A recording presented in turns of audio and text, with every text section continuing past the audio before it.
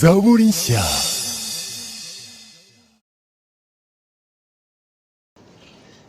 Sangire ijambo ry'Imana mu mwanya wacu ari muto.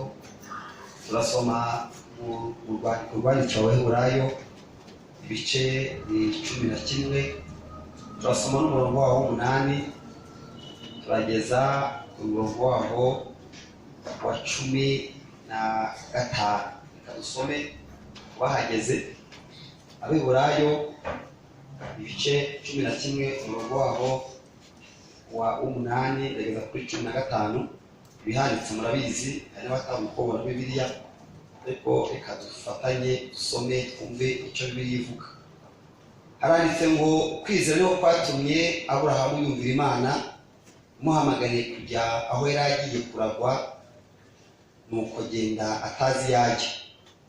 Kwizera no kwatumye amusuhuke mu gihugu yasezeranijwe, akaba umushyitsi muri cyo, akabana mu mahema na Isaka na Yakobo, abaragamwe nawe ibyo yasezeranijwe, kuko yategerezaga umudugudu wubatswe ufatiro w'Imana yubatse ikawurema. Ye gusoma ku murongo wa 13. Abo bose bapfuye bakizeye, batarahabwa ibyasezeranijwe, ahubwo babibonaga biri kure cyane, bakabyishimira, bakavuga ko ari abashyitsi n'abimukira mu isi. Abavuga batyo baba berekana yuko bashaka gakondo. Iyo baba barakumbuye iyo bavuyemo, baba barabonye uburyo bwo kwisubiramo, ariko noneho barashaka gakondo irusha igihugu kuba cyiza, ariyo yo mu ijuru. Nicyo gituma Imana idakorwa n'isoni zo kwitwa Imana yabo, kuko yabiteguriye umudugudu. Amen. Muri iki cyumweru tugiye kumarana tuganira ku ijambo ry'Imana, tuzaganira ku gihugu cyo mu ijuru. Niyo nyigisho tugiye kuzaganiraho, kubera ko inyigisho zindi nazo turazifite, twumvise byinshi. Inyigisho zivuga ubuzima bw'ino, inyigisho zo gukiza indwara, zo kuduha umugisha, Imana itanga urubyaro, Imana itanga amashuri, Imana itanga aho kuba. Bese yayinduka ko turirimba n'ubuhamya bwinshi bw'ibyo yagiye ikora turabifite. Uyu kino cyumweru numvise ubwo bateguraga ko ari yewe tuzafatikanya kuganira ijambo ry'Imana, numvise paswe n'Umwuka Wera ko nabibutsa ko inatari iwacu hazabamo no gutaha. Ino turi mu isi, ariko ntabwo tuzaguma. Hari gahunda yindi hari tuziranye yitwa igihugu cyo mu ijuru. Iyo umuntu akubwiye igihugu ni iki? Iyo bavuze ngo igihugu ni icyo wumva. Muri Afurika dufite ibihugu byinshi no mu yindi migabane y'isi, ariko igihugu ni ikintu gikomeye cyane. Uwa mu cyo gihugu ndibuka Yona ari mu bwato, baramubajije ngo ko turimo dusenga twese, wowe mu bwoko bwo mu gihugu. Igihugu rero ni ahantu umuntu aba akahatura, akaba ariho abarurirwa, akahagira uburenganzira, akahagira umutungo. Mbese uro turi Abanyarwanda, twahisemo kubaho, twagiye kubona tunaho dutuye, tuba Abanyarwanda nyine kubera abatubyaye n'aho twavukiye. Turi Abanyarwanda kubera impamvu ebyiri: kubera abatubyaye ndetse n'aho twavukiye. Tukaba Abanyafurika bitewe n'aho u Rwanda ruri. No kugira izindi nationalite zindi, ariko turi Abanyarwanda. Igihugu kigendana n'ururimi, kigendana n'umuco, kigendana n'ubuyobozi. Abizera rero twebwe dufite ikindi gihugu kindi gifite izina. Icyo gihugu cyitwa ijuru.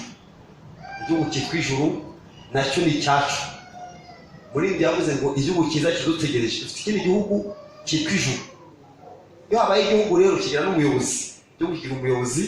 Igihugu cyitwa ijuru gifite umuyobozi wacyo, umwami cyangwa se perezida, yewe bose bakoresha. Kikagira n'ibyegera bya nyakubahwa, kikagira n'ahantu wabariza. Icyo gihugu cyitwa ijuru kikaba gifite n'abaturage. Nubwo rero hano mwese mujya muza gusenga saa sita, ubu dufitemo ibintu duhuriyeho n'ibyo tudahuriyeho. Iyo duhuriyeho ni iki? Nuko duhuriye ku Bunyarwanda. ibyo tubihuriyeho byo ntawabikwaka akabona biburana kuko n'uburenganzira bwawe. Ariko bigeze kuba umuturage w'igihugu cyo mu ijuru, ukaba uri n'ahangaha uri umunyarwanda ariko ufite n'ubwenegihugu bwo mu ijuru, bikomoka mu kindi kintu cyitwa guhinduka kuba umwana w'Imana.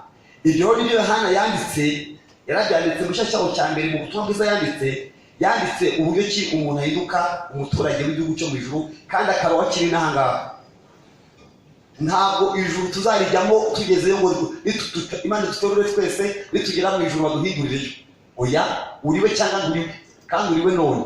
Yaranditse Yohana yaravuze ngo bakundwa, ubu turi abana b'iki? B'Imana, turibo none.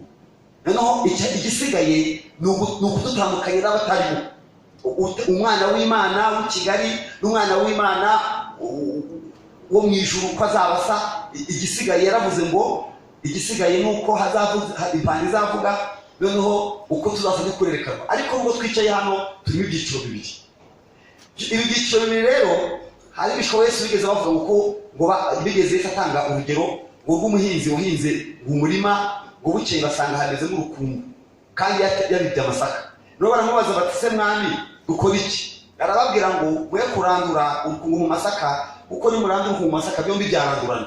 Nimubireke bikorane, hazaho umunsi wo gusarura, nyir'umurima niwe uzamenya aho urukungu rwerekeza, akamenya n'aho azashyira amasaka.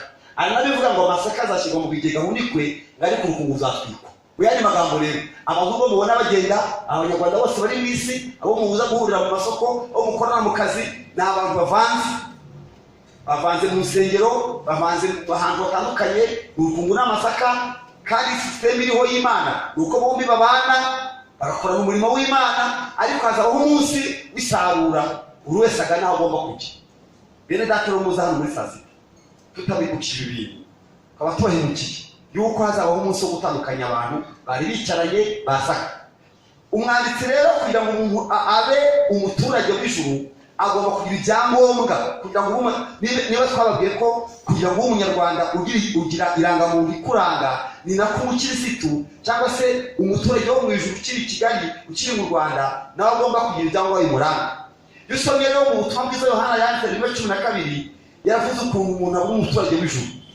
Yaravuze ni Yohana wanditse mu ivanjiri ye cyangwa se mu butumwa bwiza yanditse cyane mu 12, yaravuze ngo yari mu isi, yahereye ku murongo w'10, yari mu isi ndetse niwe wayiremye, nyamara ab'isi ntibamumenya. Ndi gusoma Yohana cyane mu murongo wa 10, yari mu isi ndetse niwe wayiremye, nyamara ab'isi ntibamumenya. Yaje mu bye ariko abe ntibamwemera. 12, icyakora bamwemeye bose bakizera izina rye, yabahaye ubushobozi bwo kuba abana b'Imana. Umve, yaje mu bantu benshi ariko abamwemeye, mu bantu benshi abamwemeye bose bahawe ubushobozi bwo kuba abana b'Imana. 17, 13, abo ngabo rero ntibabyawe n'amaraso cyangwa n'ubushake bw'umubiri cyangwa n'ubushake bw'umugabo, ahubwo babyawe n'iki? N'Imana. Imana igira abana rero. Kugira ngo ube umuturage w'iki gihugu cyitwa ijuru, ni uko ugomba kuba waravutse ubwa kabiri. Kuvuga ubwa kabiri nukomera gute? Ni ukwakira Yesu umwami n'umukiza wawe, wamara kumwakira akaguhindura ukagenda umeze nk'abandi bantu, ariko ukagira imitekerereze nk'iy'Imana kuko wowe wabyawe n'Imana. Ubu rero muri iteraniro rya saa sita dufitemo abantu ibyo babizi, nabo bazi ko ari abana b'Imana, babizi neza. Wanamubaza ngo wabaye umwana w'Imana ryari? Umuntu agira igihe yavukiye. Ngiye nshobora kubwira itariki navutseho mu Rwanda n'ukwezi n'umunsi, gakoreza anniversaire uko nshoboye, babwira ngo umuntu yanjye birimo no mu byanga byanjye birimo. Ari amavuko y'ino mu Rwanda, ariko no mu mwuka abantu baravuka. Muri njye yavuze ngo umunsi mwiza nibuka nubona kwiza gute nakwemereye, yarimo yibuka umunsi yakijijwe. Ubegeze uri hano hari umunsi yakijijwe. Umunsi rero umuntu akizwa niwo munsi ahabwa icyo bita nationalite yo kwitwa umwana w'Imana. Kandi iyo ari umwana w'umuntu hari bidasaba. Abana banjye kuba mfite abana, ibyanjye byose ni ibyabo, umutungo wanjye wose ni uw'abana banjye. Nawe iyo ari umwana w'Imana rero Yesu yaravuze ngo umugaragu wanjye gahunda nawe niho azaba. Ni ukuvuga ngo ijuru ntabwo ukirisengera ngo uzarijyemo, ahubwo iyo uri umwana w'Imana uwo mwanya ukizera ijuru rirakwandika. Rifite ibitabo rero, ijuru rifite ibitabo byandikamo abaturage bacu. Ijuru rifite ibitabo byandikamo abaturage bacu. Na hano ku rusengero Nyarugenge dufite aho twandika abakristo b'Nyarugenge. Ariko mu ijuru tandukaniye natwe, ijuru ry'abaturage baryo rigiramo abazima n'abapfuye. Twebwe rero tugira abazima gusa. Hariya byajya iyo umuntu apfuye muri registre z'abakristo imbere twandikaho ngo yitabye Imana. Nitumukitwe tugira abazima bonyine. Abantu bapfuye ntabwo tubatungana. Ariko ijuru hariya gusa ni kubeshya. N'igihugu kiri kubara abaturage bacu kibara abapfuye. Abantu bari Rusororo n'abari Remera n'abari Nyamirambo iyo bamaze kuva mu bitabo abakuramo. Imana yo rero ikagira abaturage bari mu byiciro bibiri. Ikagira abapfuye bizeye baba baranditswe, ikagira n'abandi bariho bagenda batari bapfa ariko bose banditse. Mwabyumvise ukuntu Imana iteye. Imana abantu bapfuye bizeye guhereye kuri Abeli kugeza ku muntu wataha none uyu munsi yarapfuye yizeye, uwo nguwo nawe n'umwana w'Imana ariko no utacambaye no mubiri urindiriye impande yo kuzazuka. Hakabaho n'abandi bana b'Imana barimo bagenda. Ibyo rero nababwiye kugira ngo umuntu w'umwana w'Imana abawe ari uko abyawe ubwa kabiri. Kujya ubwa kabiri no kumira gute? Ni ukwihana ibyaha byawe, wamara kubyihana ukabireka, ukakira umwami Yesu akaguha imbaraga, ukizera icyo yakoze ku musaraba, ukizera amaraso ye, guhora wiboneza kuko uri umwana w'Imana. Ubu rero mu yandi magambo hano muri rancha wacu dufite ibyiciro bibiri. Dufite abantu babaza kwishakira imitsima ku Mana kubera ko dufite n'ibibazo by'ubuzima by'imibereho yacu. Hari abantu bavuga bati nihe bari dusenge ugende yigire yitakire indege. Kuko rero Imana ibibira imvura ababi n'abeza, Imana iha abantu bose ibiryo. Ariko ibyo kujya mu ijuru akaba ari ikindi. Kuko natwe mu bana bacu mu ngo zacu ubundi abantu b'abakire bafite ibiryo, uba ufite abana bawe n'abandi baza kurya kuko ufite ibiryo. Imana igira ibiryo rero abantu bose. Niyo mpamvu izuba riva ntirive aho abarokore bayo bari gusa, imvura yagwa ntive mu murima w'abarokore, kugwa mu murima w'abarozi n'abapfumu n'indaya, imvura ikagwa hose bakeza. Ariko nubwo bimeze bityo, icyitwa ijuru cyo kirezerive imikema ku bana b'Imana gusa. Abana b'Imana bo nibo bahabwa ijuru. Ibi mbabwira abantu b'abahanga, abasomyi ba Bibiliya, abantu musoma Bibiliya hari ibintu nabibutse. Muribuka yuko Imana yavanye Abisiraheli muri Egiputa ikabaterura bose, nta Mwisiraheli n'umwe wasigayeyo. Babatwaye bose baca mu nyanja itukura banyura mu butayu. Igitangaza, Imana yemeye kubaha manu, nta muntu n'umwe utarariye manu mu butayu. Imana ivuge ngo yibasiye muhaho ngo nuko yatukanye. Ikada waratukanaga ukarya manu, wasambana ukarya manu. Uzasoma nta hantu handitse ko ari ubayiriyeho, yagwaga ku miryango y'abantu bose. Nyamara nubwo bari bameze batyo bose ntibajyaga i Kanani. Harimo abafite imitima ikumbura muri Egiputa, ikumbura amadegede, ikunda amatungurusumu. Muribukamo n'abantu bitwa ba Biramu na Dotani, babandi barwanyije Mose, nabo bari bagiye manu ririzaza. Ariko ku Kanani nabizeye nabone ibyo. Ndatinze rero ntabwo nza gutinda, ariko mbibutse ko hariho ijuru, hariho igihugu cy'ijuru gifite n'abaturage bacyo. Kuba rero umuntu ngabo agira ubwenegihugu ku mwana w'Imana nibyo biguhesha byonyine kuba uhabwa uburenganzira bwo kwandikwa mu gitabo cy'ubugingo, ukaba umwana w'Imana uri ku kigero Kigali. Uyu muntu rero w'umwana w'Imana ntakora ibyaha. Abana b'Imana wabamenyera hehe? Niho uzamenya abana b'Imana uvuga uti uyu umwana w'Imana n'umuturage w'ijuru. Nabyo birasobanutse, nta rujijo rurimo. Kuba umwana w'Imana mwabyumvise uko umuntu avuka, ariko no kumumenya ntibigoye. Uzamenyera kuki? Ku matorero basagiramo. Uzamenyera kuki? Ku mbuto zabo. Uva rero mushaka kumenya umwana w'Imana, tuzi kujya kuri, tuzi wibaza nashaka be pasiteri ashobora kuba atari nawe akorera amafaranga, kuko hano harimo n'amafaranga nayo yaje, kuko mutuye amafaranga araza.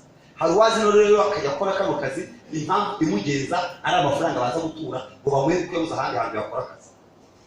Murashobora kuza kuririmba hano atajya mu ijuru, ushobora kugira n'impano pe kubona mbere y'uko ubukristo buza hariho n'abapfumu kandi bakagira ibintu berekwa kandi bizima ibyo ntabwo dukandisha umva icyo Bibiliya ivuga rero kizakubwira umwana w'Imana umuturage ujya mu ijuru ibimuranga uzasoma mu garuko rwa mbere Yohana yanditse ibice 3 umurongo waho wa 4 iri jambo urifate mu mutwe ibice urwandiko rwa mbere Yohana yanditse ibice 3 umurongo waho wa 4 bizakubwira abana b'Imana n'abatari haranditse ngo umuntu wese ukora icyaha umuntu wese ntabwo bavuze uko ari we batubwiye imyaka afite batubwiye yabatirijwe bo bavuze ngo umuntu wese ukora icyaha abagomye kandi icyaha nibwo bugomye muzi yuko uwo yerekaniwe gukuraho ibyaha kandi nta cyaha yakoze umuntu wese aratureba umuntu wavuga aravuga ngo umuntu wese uguma muri we ntakora icyaha kandi umuntu wese ukora ibyaha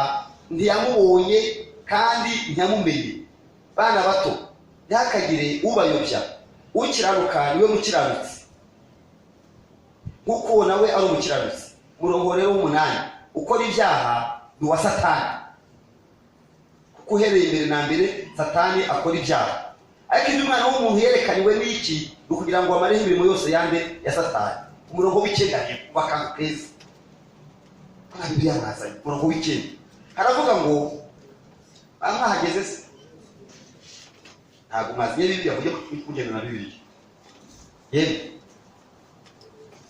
mutsa Bibiliya izo zabage ku badamu ko hari utuba dutoya dufite n'udufite amabara dufite abakora dusa n'imyenda yanyu wareye ko bazi bakundisha uri mutwara Bibiliya rwose haranditse ku murongo w'9 ngo umuntu wese wabyawe n'Imana ntakora iki ibyaha kubera icyo atabikora agasobanura kuko imbuto y'Imana iguma muri we kandi ntabasha gukora icyaha kuko yabyawe n'iki n'Imana mwasinziriye cyangwa muracyari maso aya masaha yo gusinzira n'ikirere kirimo ubushyuhe bwinshi umuntu wese wabyawe n'Imana ntakora iki ntakora icyaha none umuntu ukora icyaha mwumvise ko isarinde Satani uru n'ababyeyi ni babiri hari Satani akaba n'Imana ibyo ukora byerekana so arinde Yesu yigeze abwira abafarisayo ngo muri abaso bati data ninde ati so ni Satani baravuga bati uradututse aravuga ati murashaka kunyica kuko na so nawe aricana kwerekera kose so n'umwicanyi ye murashaka kunyica wese atigereka ngo nibyo mukora kamabwire rero subiremo nta mwana w'Imana ukora icyaha Bibiliya nimuza kuyica urigire imbere yawe bavuze impamvu akora icyaha bavuze impamvu atabikora imbuto y'Imana ni muri we wihana bishobora niyo agiye kubikora ntabishobora afite ikintu kimubuza gukora iki ibyaha kuko yabyawe nande n'Imana naho umwana wa Satani we impamvu abikora byatewe na se niko ameze umwana asa nande na se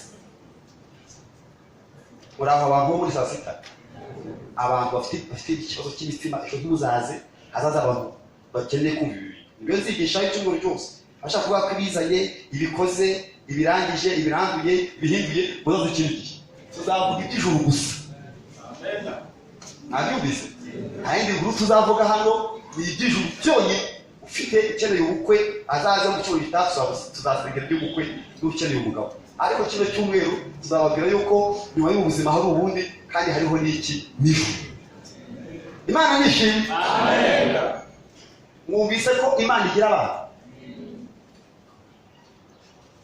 ikintu cyo kibabaza nta muntu witanga ubuhamya gavuga yakije uyu musaza ni wakije uri mukuru uri warakoze ibyaha byinshi cyane uri batubura ukuntu wakije uriya rero umuntu akijijwe arabimenye ndetse umuntu ukijijwe amenya n'igihe yakijijwe wese ukizwe igihe wavukiye no gutara uhari barakikubwiye ariko ibyo gukizwa byo Imana yanze yuko umuntu avuka akijijwe yahisemo ko umuntu avuka akazavuga igihe yakijijwe cyangwa uduhinja two nta cyaha dufite Yesu aje twari tugenda kuko nta cyaha dufite ariko mwebwe muri bakuru mwakoze n'ibyaha muzi igihe mwabirekeye niba rero hari umuntu muri iterambere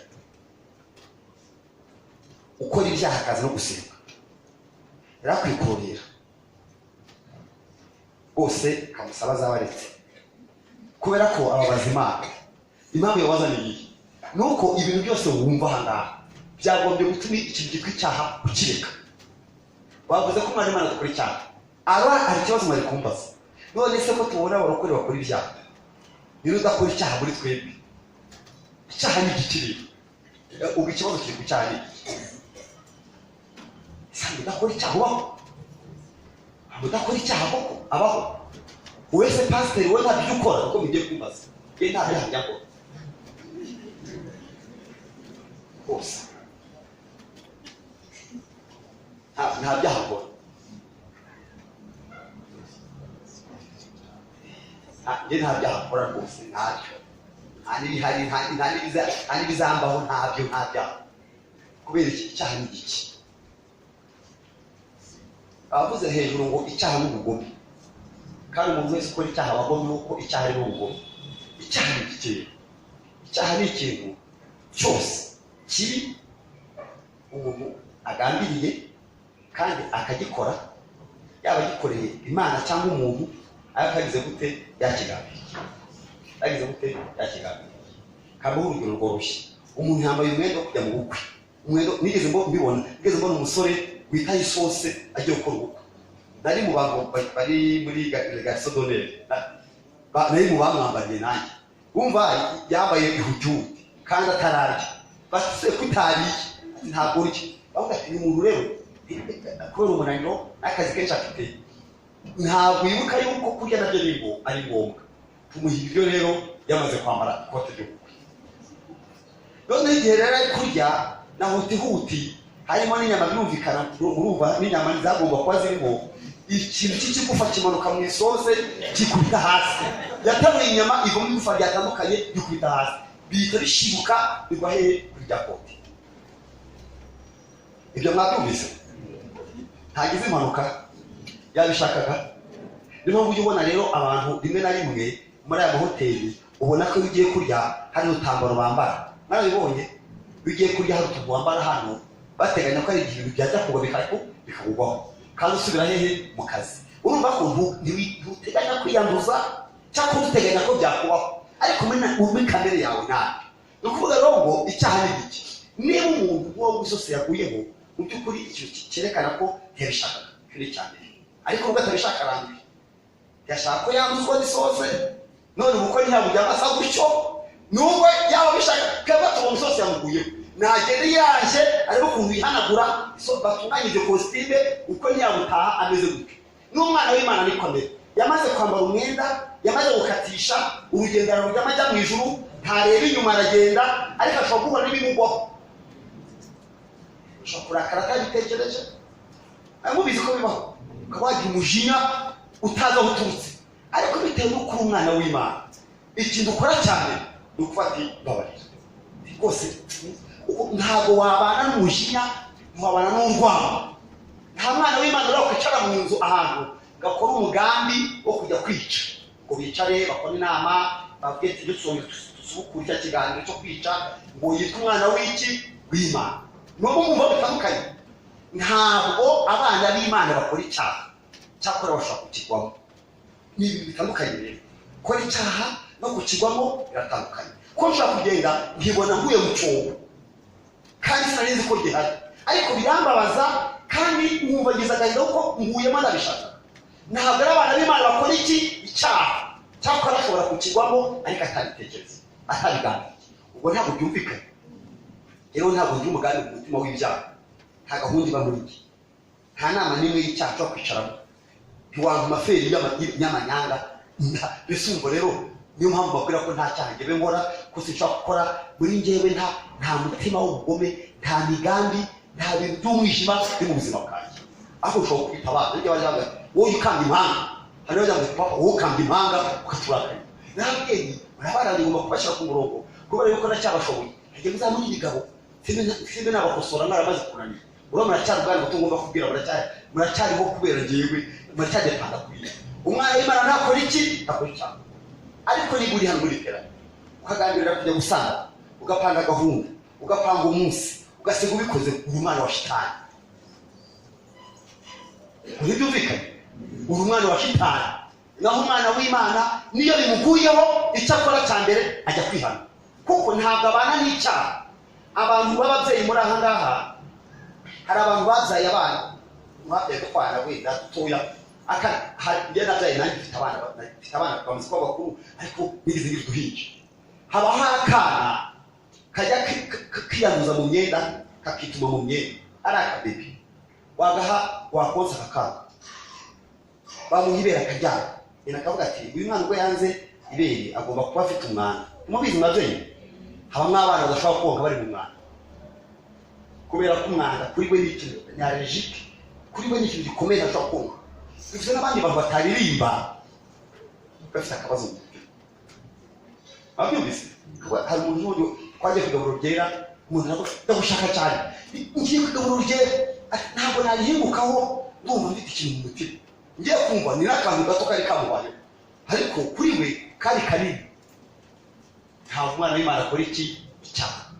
ntabana n'icyaha ntabwo ubuzima bw'Imana buri muri we butuma abana n'iki n'icyaha muyandi magambo rero ukora icyaha n'uwa Satani ntamenye n'iki n'Imana abana b'Imana ntibakora icyaha bazi aho bajya kogera bazi isoko y'amaraso ya Kristo bazi uko babigenza Bibiliya avuga ngo wiciwe kuri mwene so uramusanga ukicarana nande nawe niba ari muri rancha aho hari umuntu ukora ibyaha ahita amenya neza ko ise ni Satani kandi niba uhari muri amateraniro inama nakugira ni ntabwo uzagikira bitewe n'iminsi kimaze kire kucihanye gikarangira nta muntu ukora icyaha n'umwe uzajya mu ijuru ibyo rero mubizi ntawe izina ryose yagira amaturo yatanga uko bamwita bamugira bishopo bamuha ingofero bamuha ikanzu ndende yakwambara imisara 5 yashaje ingofero yakwitwa papa yakwitwa umutagatifu mu ijuru nta cyaha kizinjirayo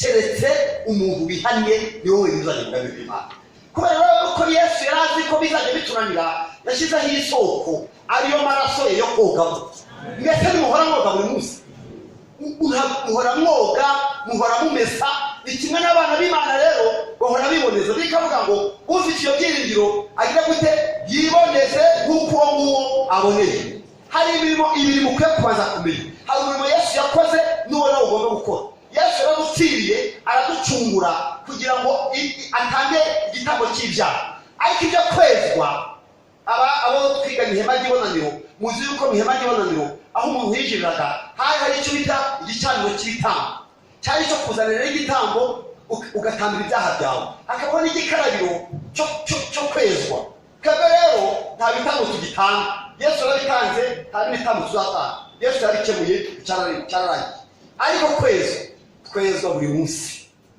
kwezwa buri kanya kwezwa buri saa uko ducumuye turezwa umva tuzajya mu ijuru se tuzajyayo uko ducumuye tugahute turezwa kandi twezwa n'iki n'amaraso yande ya Yesu twezwa n'ijambo ry'Imana n'umwuka wera byose kadufasha nta mwana w'Imana ubana n'icyaha niba ufite icyaha ukagisubiramo ukagikora ukakibamo ako kanya uhita umenya so ari inde ntabwo umwana w'Imana yakora ibyaha ngo bibemo niyo mpamvu rero ubundi nta muntu wagombye kuza gusenga saa sita aba mu cyaha ntabwo yagombye kugaruka hano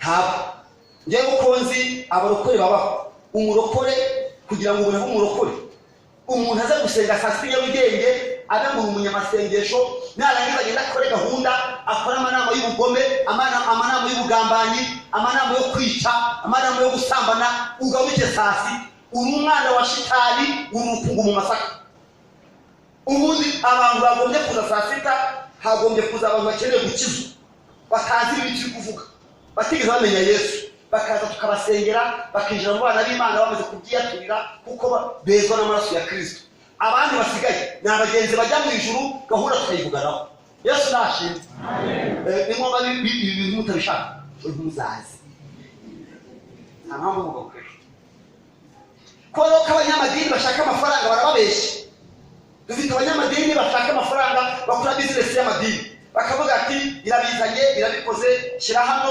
usengere mfite amavuta ngo ajye mu Israeli nayo ndafite hano niba bashaka azanyamuha yijyanire ndafite mfite amavuta hano yo mu Israeli mfite amazi yo muri Yorodani mfite amabuye yo mu Israeli mfite ibintu byose byaturutse uze mbiguha bijyanye yaba yabizanye abati gukoraho gusa murabanza mwishure nabonye umwe w'umunyamadini avuga ati kugira ngo ubonane na pasiteri gahunda yihuta ni 50 ufite bitewe yari muri vigence yari gahunda y'iminota isaha ni 30 mbese agenda ashyira n'icyo bitewe na gahunda ukuntu imeze. Abo ni abajura. Yesu aravuze ngo hazaza abajura n'abambuzi baza kurya intama. Dufite ibirura byaje kubabesha, ariko gahunda y'itorero n'ijuru. Yesu nashimwe. Gahunda y'itorero mu isi, impamvu itorero ryajeho kwari kugira ngo mugira ahantu muhabwa amahugurwa yo kujya mu ijuru. Itorero ni ahantu abantu bahurira kugira ngo batozwe imico y'abana b'Imana.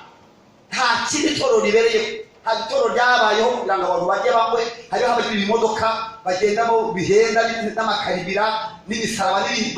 Itorero ryajeho ngo abantu boneho banyura bajya mu ijuru bavuga ibigombe by'Imana. Ndimo soza rero tuzakomeza ku munsi w'ejo gahunda n'ijuru. Byibabwire by'ijuru rero nababwiye uko abana b'Imana bavuka.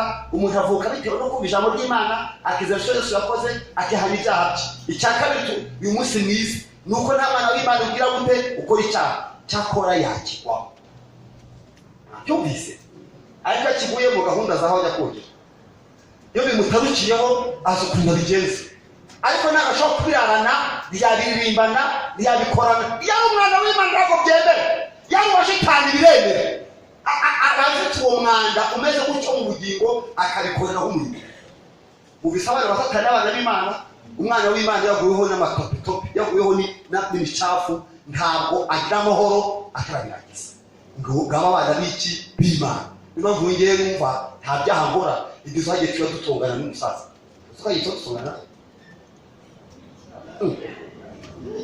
Hajya cyaha mbese wumva ntabwo tutuye akajyaha gusenga ngewe n'indi muyobozi wa hano unyubaha yambwa umenya kandi muyobozi nubwo uri mukuru mu myaka nanjye ni pastor wawe unyubaha wa mwana we umenya ko umwana y'Imana umubyeyi.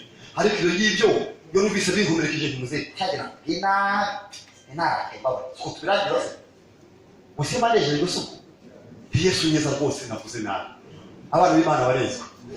Yesu nashimwe. Reka rero dusoreza hano sakomeza ku munsi w'ejo, ariko babwire ko iri juru tubabwira ntabwo rigiye gutangirira kuri mwebwe. Utaza kugira ngo ijuru harimo ikibazo cy'imyanya noneho ngo uvuge uti shaka sinajyayo. Muri byavuze ngo abagezeyo bageze gute barakwiriye. Utagira ngo ijuru ryambaye ubusa mbese niwe bagiye guheraho. Rimaze imyaka n'imyaka yuzuye abaturage niko dusigaye ahubwo. Naho ubu n'abantu bamuzuye hasigaye imyanya yanyu yonyine. Imana igiye kuvuga mu dukari. Yesu nashimwe. Iri juru tuvuga rimaze iminsi ririmo abantu. Iri juru ririmo abantu kandi Imana uburyo butatu abantu bazajya mu ijuru burazwi. Bamwe bazagenda badapfuye kandi iyo nzira yarageragejwe basangira kora. Imana yakoze iyo proje niba umuntu yajya mu ijuru udapfuye akava nk'ino ahangaha ari iyo bigeze saa sita. Imana yabigerageje asanga birebera yereye kuri intoki barapimye rwose yagendanye n'Imana ngo ntiyaboneka. Noke ntiharwaye nta bitaro yabaye n'Imana mu kwizera. Yasize umugore n'abana ntibamenye n'irengero rye. Cyabitewe nuko Imana ari Imana y'icyubahiro, Imana itasiga abantu mu rujijo. Byabaye mwaka isubira imibwira madamu ati ntutegereze tukuntu umugabo twabanaga nahisemo naye atakomerezayo muheraho mu mfura z'abagenda badapfuye. Enoki yagezeyo uwo yagiye adapfuye nta bitaro ntabwo yagiye yambaye n'imyenda ntiwayibona aho bayihindure simbaza, ariko Enoki abaye. Bukeye Imana iravuga ati reka ngire undi muntu wa kabiri wagende hari n'undi muntu birebe. Nibiki mwumvise ko yagiye ku manywa. Hari abantu babibonye, hari abantu b'abahanuzi, hakaba na Eliya na Elisa. Ni ukuri ngo babonye se rwakiye umuyaga uraza ngo uramuterura ubona wabaye. Abo ni abagiye badapfuye. Uwa gatatu wagiye yadapfuye ni Yesu y'urubwite. We yabwiye abigishwa bati digarira niyo gahunda ngiye kwera ukuntu iyo muvomo izakora, ukuntu siporo izakora. Yesu yazamutse gake gake we yaje kwihuta. Muhagarara aho muri ukuntu abantu bazazamuka. Yesu avuze ntabwo nihuta. Muhagarara muri bo ababwira amagambo yanyu. Atangiye rero bitese yo kugira ngo ijuru yayigabanije mu bisagende gake gake babiri. Gatanga kubakurwamo. Bakiye bajya mu ibikino. Yagendaga avuga nyuma nazamuka. Ubonageza kuri metero ebyiri. Uwagira ngo kibarama we kwegena gake gake amurusamera. Noneho bareka bati kuki murarama mumureba. Uko mubonye agiye niko ngira gute azagora. Gahunda yo kugenda abantu bapfuye yamaze kwegera. Haleluya! Abantu bagenda nta ndwara bazamuka. uwo mushinga wo kujya mu ijuru abantu badapfuye warakozwe Imana yarawemeje waregeye. Undi mushinga wa kabiri wo kugera mu ijuru ni umushinga wo kuzuka. Lazaro yarazutse ariko arugara. Ariko abantu babasha kubabwira ko abera Yesu Yesu amaze kuzuka ngo barazutse batambagira umucyo. Tuzo kuzuka byaremeye. Umuntu agapfa akazuka kandi akunda akamuziga. Ejo nababwira ukuntu abantu bo mu ijuru bazamenyana nabo mu isi. Dusanganira ukuntu abantu wowe waruzi uzabamenya. Imana yaremye uburyo abantu bazaje no mu isi bazamenya ababyeyi babo. Abana abanyabyeyi babo. Umwana nyina yasize ari uruhinja. Azagira mu ijuru hari imbaraga n'ubwenge buzatubamenye. Kazamumenya ngo wongere babane nka mama we ariko azamenya kwera nyina basi. Nzabereka aho byarifeshe. Ukuntu umuntu azamenya abo babanaga. Dusenye Imana ngo dusoze. Tuzakomeza ku munsi w'ejo. Abantu batubanjirije muzabamenye. Uzamenya abantu usa icyo mupfana. Tuzabera ku munsi w'ejo. Ese aho ka mu ijuru abantu bazamenyana. Nzagenda menye abantu ntazi nagombye kubamenya. Ejo Bibiliya izatwereka ko mu bushobozi bw'Imana, Imana yaremye ko umuntu azamenya umuntu bazahurirayo. Bakundwa rero turabana b'Imana. Uko tuzasa tukurerekana. Icyakora icyo tuzi neza turashidikanya nuko naza tuzasa nkawe ko tuzamureba ukwari. Bibiliya ikavuga ngo ufite iki ibyo byiringiro yiboneze nuko ngubona agize gute aboneye. Abantu wese muri hano murajya mu ijuru naje muri saa sita cyangwa harimo n'urukundo cyangwa harimo n'abitemberera. Abantu wese bajya muri saa murajya mu ijuru. Utajyayo rero ni abantu babiri batajya mu ijuru. Umuntu utarakizwa ngo amenye Yesu nk'umwami n'umukiza we akaba yagiye muri saa sita ahawe amahirwe kwa musengera aze gusigara. Bimusigaza aze tumwatuze yatura atangire none. Undi wa kabiri utajyayo ni umuntu wakoze ibyaha akabura uko abyatuye. Ibyaha utatuye ntabwo byakuyeho n'iminsi. Ibyo ubizi ibyaha umuntu atatuye arabigumana bikurwaho n'uko byatuye akabivuga. Ubwo rero umuntu ufite icyaha akabaza muri rancawa oya ngo tukubeshe ngo mube benshi ngo muzure hano. Oya nta gahunda yo kuzura hano. Nta n'amafaranga dukeneye mutuzanire. Gahunda ni ijuru. Gahunda ni iki? Ntababwiye rero Imana yazabimbaza. Ntababwiye ko gahunda yo kugenda nayo ihari Imana yazabimbaza. Reka dusenge Imana rero ariko utangire ugende nk'umuturage w'ijuru, uvuge nk'umuturage w'ijuru kandi umenye ko nawe uhagarara naho wicara Imana ikondorora ikamenya aho wagiye. Reka dusengere rero urugendo twatangiye Imana ibarinde umubi. Ukuntu Yesu yaravuze ngo sibakura i Kigali. Yavuze ngo ntagakuri n'ahangaha. Babwiye Imana iturinde iki umubi. Tujya kubasengera rero Imana ibarinde umubi. Mubi uyu munsi ni kuwa mbere. Barinde abadayimoni bo kuwa mbere. Bagaze umwijima zo kuwa mbere. Imana ibarinde umubi bo mu kazi. Barinde ababagosha mu mitego ya Satani. Hari ibintu bamutanazi. Ibyo mutazi Imana ibibarinde. Imana ikurinde umubi. Kurinda n'imigambi y'iki yababi. N'imigambi y'ubugambanyi. Ikintu cyose kikuri utaruzi. Imana yaravuze ngo ibarinze umubi. Nimara kubarinda umubi rero ibaho umugisha wo kuwa mbere. Burya uyu munsi ntabwo uzagaruka. Ibintu by'umunsi ngo mukorera mubi wowe. Hari ibintu bya none bitaje none ntaho ni munsi byazaza. Imana yavuze ngo musanga mu gihe gatoke so mu ijuru izinagiye byubaho babiguye buzi bishaka bize uwo munsi. Hari Imana ya none, hari umugisha wa none, hari neza y'Imana ya none, hari urugo Imana bwo kuwa mbere tujye kubasengera. Imana ibarinde umubi kandi bahuze n'umugisha w'Imana wo kuwa mbere. Uremera dusenge duswe. Ntabwo mwafi Kigali no turacyari iminsi ariko Imana iri kuturinda. Reka dusenga Imana nawe rero. Imana turagushima ko watubyaye. Turagushima ko ugira abana kandi watubyaye mu buryo bworoshye. Watubyaje ijambo umaze kutubyara turizera. Nubwirabuze ngo yambwiye ko ndi umunyabyaha ndihana nizera arankiza. Ibyo nibyo ndirimba nibyo mvuga. Shima umukiza ubudasiba. Mana ndagushima ko hari n'abana bawe muri iteraniro hari n'urubyaro rwawe. Hari abana bawe bari muri amasengesho azafita nabo ubwabo barabizi. Bazi umunsi bavutse, bazi umunsi bakijijwe, bazi ibintu baretse. Ahantu hari n'abana bawe barindiriye impanda, barindiriye ko bahindura, barindiriye ko bazuka. Mwami Yesu tuzi neza ko nubwo tukiri i Kigali watwemereye kuturinda umubi. Barinda umubi w'i Kigali, barinda umubi wo kuwa mbere, imyuka mibi butandukanye, amayeri ya Satani, inama z'umugambanyi n'ubugome. Mu izina rya Yesu ubarinde umubi mu kazi aho bagiye kujya, ibyo batazi, imitego ya Satani uyibarinde. imbaraga y'ubugambanyi, imbaraga z'abakorikori, imbaraga z'abarozi, imbaraga za eliminati, imbaraga z'abatinganyi, umwuka wa Satani wose katika jina la Yesu. Urinda abana bawe umujinya wa Satani, bagiye kujya gucuruza, bagiye kujya mu masoko, bagiye kujya mu ngendo, bagiye kujya mu kazi, ubarinda abadayimoni, ubarinda imbaraga za Satani, ubarinda abana b'umwijima. Turabasengeye Mana, ubaha umugisha wo kuwa mbere, ibyo batabonye mu gitondo uyu mugoroba biracyashoboka, amasanga bararangira, Imana iracyakora. Ubaha umugisha wo nyuma ya saa sita, Mana turawusengeye, tubateho umugisha wawe Mana, bahuza n'umugambi wo kuwa mbere, bahumambaye Mana ya none.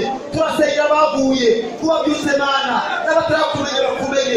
Ibitaro byo kuwa mbere Mana, uzeho ukumbura iwacu, duba turi i Kigali ariko iwacu uri mu ijuru, no tuzahara akanya gato. Urakoze Mana, umugisha kurariya turirimbiye, umugisha umuntu wayoboye, umugisha umushyitsi, umugisha n'abasangwa. Tugushimire kubikoze neza Yesu, namugira neza.